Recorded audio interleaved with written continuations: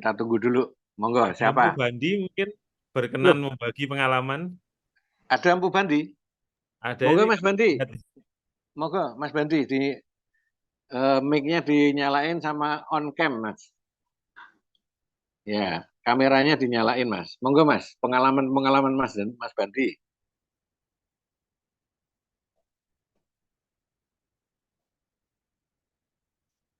Mana Mas Bandi? Halo. Nah, monggo. Kameranya dinyalain, oh, Mas. Ora. Aku Aduh, ya. rada gaptek ya, Mas. Ora Nana. apa-apa. Ya pelan-pelan. Kameranya videonya dinyalakan. Gambar video itu loh, dinyala kayak gambar kamera itu loh. Apa ini? Aku kan ngomong apa? Nah, pengalamanmu. Apa? Saya ngene Mas, aku takon. Jenengan pernah bikin pamor meteor tanpa dicontrong? Pernah. Bisa ya? Oh, iki aku rasa ngomong karo Tony piye anune gambare Tony. Tony ini ndi? Pernah, Mas. Pernah ya? Oh. Nah, sekarang aku pengen tanya Mas, pengalamanmu. Dengan dicontrong dan tanpa controng, itu hasilnya maksimal mana? Ya maksimal yang tidak dicontrong. Nah, karena apa? Karena kan contohnya itu akan jadi besi, memberi efek pada atau memberi mungkin pada meteornya. Campur ya? Ya, mencampur dengan meteornya. Nah, itu salah satu yang saya pernah alami ya. Tanpa dicontrong itu pamornya betul-betul istimewa. Kalau kita bikin Brojoguno ya misalnya PB10 atau itu, waduh, betul-betul tidak main-main. Nah, terus sekarang aku pengen takon Mas Bandi, ya. Tadi kan dicontrong dan tidak dicontrong, ya. Apakah teknik kerikil kecil-kecil yang digepengke pakai las, kemudian dipatri, itu pernah mbok lakoni apa durung? Ya, kalau itu belum karena aku mendapat meteornya itu kan ukurannya sudah besar. Nah, ya. Sudah besar. Jadi lempengan prongkolan gitu, kemudian kita gepengke, kita tempa, kita gepeng, dan kita potong dengan secukupnya. Ya, oke. Nah, gitu. Jadi kalau yang saya pernah ngalamin kerikil yang digepeng-gepeng terus dipatri, itu ternyata patri itu dalam pemanasan hilang, Mas. Jadi dia sudah hilang. Menyatu. Bisa saja, karena kan benar kan? Iya, karena apa? Volume patrinya kan dengan proses pemanasan yang tinggi akan hilang sendirinya. Hilang sendirinya gitu. Sudah kegapit Pak, sudah kegapit lapisan hitamnya, ya kan? Akhirnya ya jadi pamor gitu. Yang aku pernah nyontong itu gini, itu karena aku diberi batu oleh PB12. PB12 itu memberi aku batu, terus kemudian batu itu ada semacam kandungan logamnya. Nah, kandungan logaman ini kita contoh, nah kemudian kita praktek, kita olah, dan itu hasilnya ya warnanya seperti keris-keris lama, artinya warna putihnya itu keabu-abuan gitu loh. Nah, kemudian mengenai meteorit itu ya karena ya kan gumpalan gumpalan, dan mungkin satu gumpalan itu pun bagian sebelah sisi kiri, sebelah sisi kanan pun akan kandungannya juga akan berbeda, tidak akan sama, betul. Nah, kemudian sekarang ini aku baru tadi saya jadi keris itu hasil eksperimen saya. Karena apa? Karena meteor itu adalah tidak satu macam logam yang ada di satu gumpalan. Ini saya, dan ini sebetulnya sudah eksperimen saya yang sudah berkali-kali, dan itu warnanya itu mendekati keris yang menggunakan bahan meteor. Nah, itu dulu misalnya Pak Joko Suryono itu juga pernah dengan saya itu melakukan eksperimen mencampur beberapa logam dan hasilnya itu mendekati hampir, kalau tidak paham mengenai motif atau bentuk pamor meteor, ini dia tidak tahu bahwa yang saya lakukan ini adalah pamor meteor. Nah, gitu loh. Jadi kita sekarang maksudnya ya, jadi kowe nggawe campuran sendiri ya, mengikuti kira-kira sesuai dengan meteor ya, katakanlah ya, nikelnya sekian gram, betul. terus kemudian ininya sekian gram, ya. itu dipraktekkan bisa ya, jadi seperti kris bisa, meteor. iya bisa, hampir mirip Ya. itu. Nah, Ya. itu mirip begitu loh. Nah, kalau Mas Tony tadi mengatakan bahwa kris dengan bahan meteor tidak bisa dibuat motif miring, itu juga tidak begitu benar. Sebetulnya bisa, cuma Tapi gini, membutuhkan. ya, cuma indahnya kalau menggunakan bahan meteor itu memang pamor melumah gitu loh. Ya. Karena bisa melihat secara total gitu loh. Artinya kan permukaan pamor itu bisa dilihat. Nah, kemudian kan ya itu tadi misalnya Mas Tony bilang, oh ini harus dilihat dengan Pak Jeno dilihat di panas atau matahari, betul. Karena di pamor garis pamor meteor itu punya gradasi warna, Mas. Betul. Nah, gitu loh. Nah, gitu. Itu aja. Monggo. Artinya sebetulnya kan gini lah juga. Misalnya pamor-pamor yang misalnya Pasir Bengawan Solo, Pasir Merapi, dulu saya praktekkan sama Pak Joko itu ya cenderung ke warna-warna alami gitu loh. Nah, gitu. Nah, seperti yang Mas Dian ngomong bahwa oh ini kan misalnya artinya ini nih loh, batas minimalnya nikel pada potongan meteor itu, nah itu mestinya ada misalnya minimal harus 5%. Misalnya itu nanti akan memunculkan warna putihnya akan muncul. Kalau terlalu rendah, minim, terlalu kecil ya seperti diomongkan Mas Dian tadi, bahwa cuma garis-garis kayak ngerambut putih-putih itu, tergantung itu aja. Iya. Mas Banti masih ingat Campo del Cielo itu nikelnya berapa? 0,7 kalau nggak salah ya, atau 7? Kalau nikel yang saya tahu itu ya kisaran 5, Mas. Di Campo del Cielo juga 5 ya? Iya, kisaran itu. Iya. 0, itu aja. 0, toh? Masa 5? Ya. 0,7 kan?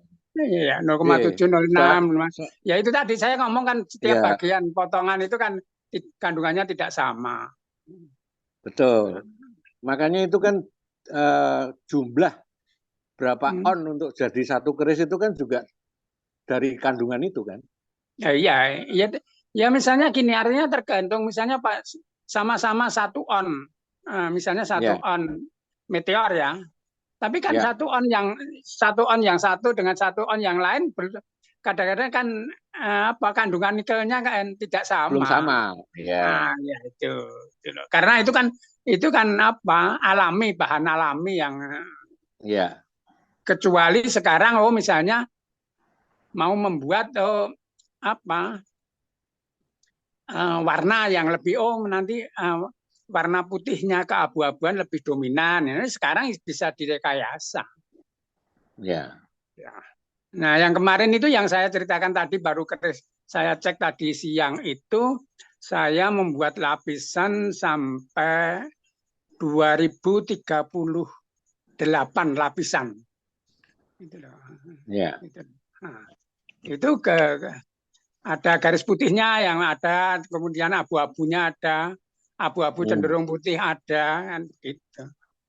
Ya, semuanya unpredictable ya. Nah, Ya, monggo. Monggo Mas Dian. Silakan Mas. Ya betul banget nih Pak Tony. Jadi Pak Bandi tadi itu bilang bisa membuat yang bukan meteor tampak meteor itu sesuai dengan komposisi meteor itu tadi. Iya Jadi kalau betul. kita campur Betul. Betul, ini ya, betul. meteor ini Betul. asal komposisinya sesuai pasti ronanya sama itu Pak ya. Karena Sama Betul, sebenarnya ronanya. sama betul, meteor ya. itu ya sebenarnya kan nikel kita itu kan dihasilkan dari menambang. Misal Betul. tanah luwung yang mengandung nikel itu kan mengandung nikel Hmm. kecil-kecil kemudian di smelter gitu kan diambil nikelnya Oh. 100% gitu. Nah kalau Hmm. meteor itu kan yang mengandungnya sedikit itu ini Mas Tony mungkin tadi itu koreksi mungkin 7% karena kalau dari tadi itu yang slide saya itu kan rata-rata kalau di rata-rata itu antara 5 sampai 35 dalam Nah, volume Oh, itu tadi ya. Jadi betul, oh mungkin ya. 7 ya? Bukan 0, tadi ya, 7 itu lupa ya. berarti ya. Ya. Bukan, Ya, saya lupa. 5 itu. Ya 5 itu. Kisaran, Iya. kisaran itulah. Betul, tentu dibandingkan dengan nikel yang 100% tadi ya akan beda kan. Ya, ya, Jadi ya. satu 5, satu itu. Betul, betul, ya. Ya.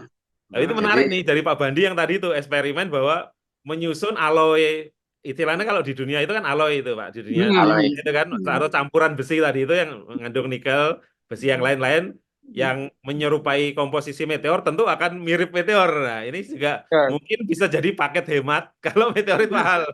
Oh Tapi ya, mirip gitu kan. ya, ini lebih ngirit, betul, lebih Iya betul ngirit. Pak, iya ya. Ya, betul.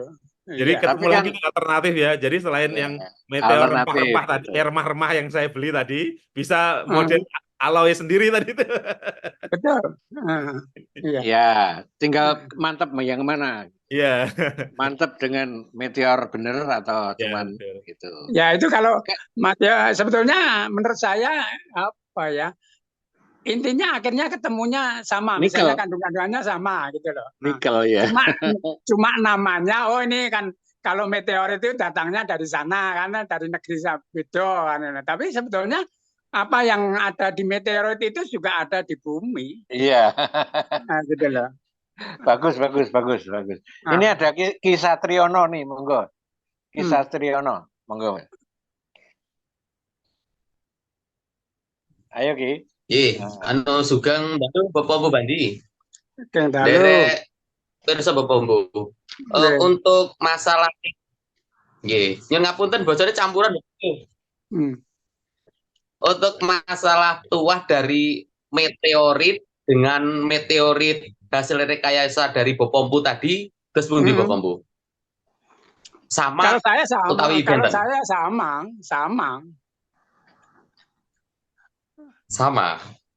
kalau saya. Dari segi Ya tuah seperti sama yang, nggih. artinya seperti Maksudnya dari segi yang energi, dari segi energi. yang mana? Nggih. Mana? Halo. Nggih, Halo. Bapak Mbu. Monggo. Monggo. Apa tulang tadi Nggih. Untuk suaranya? Oh ya, dari segi energi meteorit alami dengan meteorit hasil rekayasa Bapak Mbu tadi, apakah energinya sama? Kalau Atau saya beda? merasakan sama. Asalkan seperti yang teorinya Mas Tony Yunus itu tadi, misalnya, oh kita prosesnya itu benar. Oh pakai ritual, pakai usaha gitu loh. Ya sesuatu benda apapun kalau diproses dengan benar akan menurut bahasanya Mas Tony akan mempunyai energi. Walaupun itu misalnya apa? Walaupun meteorit tapi pengolahannya prosesnya tidak benar ya menurut saya ya tidak akan mempunyai energi. Cuma karena kita itu sudah terpatri bahwa meteorit itu mempunyai nilai plus, kan ada sesuatu yang plus di situ. Nanti apalagi itu barangnya langka. Menurut saya ya jadi saya cerita bahwa apa yang terkandung di dalam meteorit itu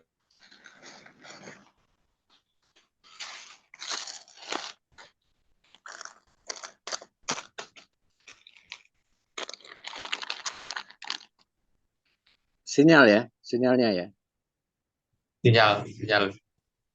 G. gitu. Ya. Matur nuwun Mas Bandi. Matur nuwun. Monggo. Monggo. Wah, ini ada Ampun, Bapak Empu. penjelasan. Iya. Jadi Monggo. pengalaman 40 tahun nggih, Mas? Wah, saya 42, Mas. 42 tahun Iya. untuk gebuk-gebuk keris ya, menimpa keris ya. Jadi Usia ya, saya, Bu. jadi Jadi saya kita baru lahir Empu udah nempa. Iya. jadi kita terima kasih sama Mas Bandi ini Mas Dian. Jadi Apa? acara kita ditambah dengan keterangan dari Mas Bandi, Empu Bandi. Jadi mudah-mudahan nanti sobat-sobat yang lainnya juga bisa mengerti ya. Saya kira waktunya udah cukup ya Mas ya. Monggo. Ya wes kita tutup Mas Dian. Iya Pak, ini Pak Tony. Oke. Coba Monggo. closing statement Mas Dian. Oke. Closing Jadi statement. kepada teman-teman pecinta keris, baik itu kolektor atau yang suka membuat maupun empu-empu muda, bisa belajar dari Empu Bandi dan Mas Tony dan lain sebagainya. Menurut saya sekarang ini kan kita dipermudah mencari meteoritnya itu mudah dengan segala macam. Lalu kemudian juga sekarang ilmu membuat keris juga tidak sesinengker dulu gitu kan. Semua empu senior juga ngasih apa namanya tipsnya, tutorialnya segala macam. Saatnya untuk eksperimen nih. Jangan harusnya bisa lebih maju dari yang dulu. Jadi menurut saya selain kita merawat keris-keris tua, ke depan juga perlu membuat keris-keris yang baru. Kalau istilah saya itu yang tua dirawat, yang baru dibuat. Nah, semoga saya ini sebenarnya kan sering sharing di media sosial soal membuat keris segala macam ini untuk memantik yang lain itu juga melakukan hal yang sama gitu. Pesan ke empu, bereksperimen membuat gitu kan. Jadi kita mengestafeti Mas Tony dan kawan-kawan yang udah lebih dulu gitu. Dan dengan begitulah dunia keris itu akan lestari dan saling terus continuous atau sustain gitu. Saya kira gitu Mas Tony, terima kasih atas waktunya juga teman-teman yang tadi kita belajar bersama malam ini. Semoga ini kan nanti juga akan ditayangkan di YouTube, semoga ini juga ditonton oleh generasi muda yang lain dan membawa ilmu yang manfaat itu. Saya kira itu. Wassalamualaikum warahmatullahi wabarakatuh. Salam budaya.